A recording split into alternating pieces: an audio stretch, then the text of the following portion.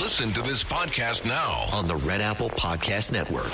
Why is the middle class shrinking? Why are people facing an affordability crisis while marginalized individuals called informals grow in numbers? Join me as I travel the world, speaking with people living in invisibility, the leaders working to solve it, and uncovering the hard truths shaping our economy and daily reality.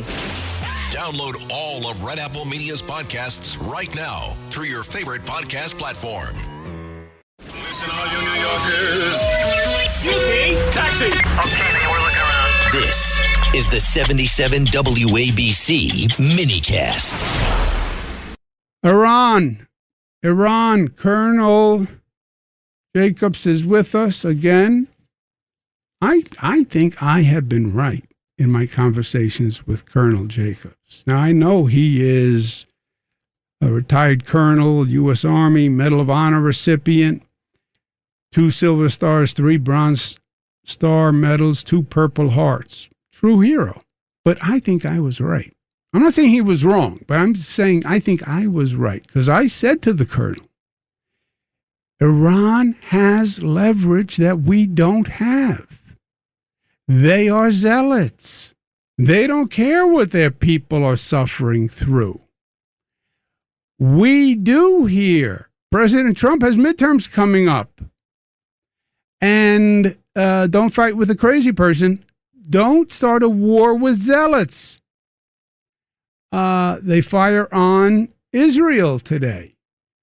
What is that about? Are they trying to separate U.S. and Israel? Are they trying to show defiance? Where's the ceasefire? Where's the peace plan? Where's tomorrow? We're going to sign the peace plan tomorrow. We have an outline. We have a framework. We just a couple of commas, exclamation point, and we're ready to sign. Colonel Jack Jacobs, what do you say? Well, yeah, you're right about the fact that the president's wrong. There's no doubt about that. And you're absolutely right about the leverage that Iran has. You know, they got 2 pieces of juice they can use. One is the Strait of Hormuz, which is causing a great deal of discomfort in the West with not just higher oil prices, but all the things that higher prices and everything that rely on oil, both for transportation and manufacturing. And it's interesting to note, of course, that Iran doesn't have this problem, not because they have so much oil, but because they don't have a voting public like the West does. So Western leaders are under a great deal of pressure because of what's happening with Iran. And that can be traced directly to the inability to transfer oil through the strait. So Iran's got that going for them. The other thing they've got going for them is Hezbollah. And Hezbollah is very, very important to Iran because it's their arm of aggression in the region. It's their proxy. They train them, they arm them, they man them, they fund them. And Hezbollah is vitally important to Iran's ability to influence what goes on in the region. And so it's not surprising that Israel's after destroying Hezbollah and why there's continued battles in Lebanon. And the response to that recently, obviously, has been the firing of Iranian missiles into northern Israel. That kind of stuff is going to continue to the extent that Iran cannot be influenced to stop what it's doing. It will continue to fight because the people at the top of the food chain, as we've said before, are the Revolutionary Guard Corps, who runs just about everything, and their allies, the mullahs. If they lose Hezbollah in influence in the Middle East, if they lose control over the strait, then they've got nothing to play with anymore. And both the Revolutionary Guard Corps and the mullahs are in big, not just economic trouble, but they're in big political trouble, Governor. So what's next, Colonel? What happens? I get why it makes sense for Iran. I get they need Hezbollah. I get that they see a little schism between the U.S. and Israel, and they're going to throw a little fuel on the fire. But Israel can't back off. They have Hezbollah right in their backyard, right? So Israel can't back off. They put us in a terrible situation. What's next?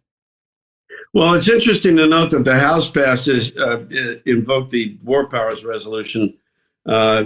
It's probably going to go absolutely nowhere, and here's the reason why.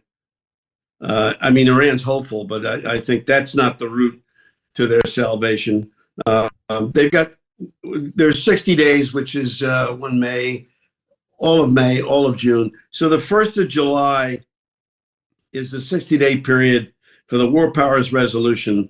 And it requires now in the Senate 60 votes, and that's not going to happen. So you can, whatever Iran thinks about political difficulties and schisms inside the United States, they're not going to get anything out of the Congress because the War Powers Resolution is not going to be invoked in July. There is some concern about the direction Israel's going, but one does not look. Israel perceives this properly as an I know this sounds like a cliche because everybody uses, but Hezbollah and Iran are existential threats to Israel. They've said time and time again, death to Israel, we want to destroy them, and so on. And Israel can't lay off. They will not be able to lay off. It is possible, though unlikely, that Trump is going to try to put the brakes on Netanyahu and Israel because he understands that Israel can't lay off. They've got to destroy Hezbollah. And for the United States and the West, Iran can't continue doing what it's doing. Gotcha. We talked a long time ago about, and you were right that I was wrong. We talked about timing and said, oh yeah, 6 to 8 weeks and so on. Boy, that's come and gone, hasn't it? Yeah, I didn't say you were wrong, by the way. But we're gonna take a break. We're gonna take a break. Stay with me. When we come back, I'm going to ask the Colonel the most unfair question.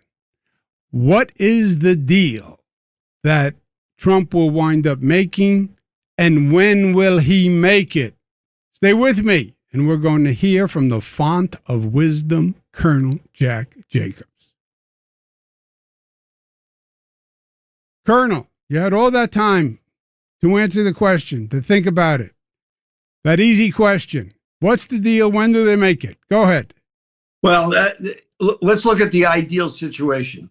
The president of Iran is a guy named Masoud Pezeshkian. He's what passes for a progressive inside Iran. If he is able to convince others inside the organization that their best deal is to make a deal, then we might wind up having the following kind of deal. Iran permits third parties, the United Nations and others perhaps, to come in and monitor the removal of the highly enriched uranium. A deal is cut so that Iran can enrich uranium up to a lower level for peaceful use over a period of time. And the Strait of Hormuz is opened without a toll. I mean, that's the ideal situation. And maybe the only people who can make that work are inside Iran right now.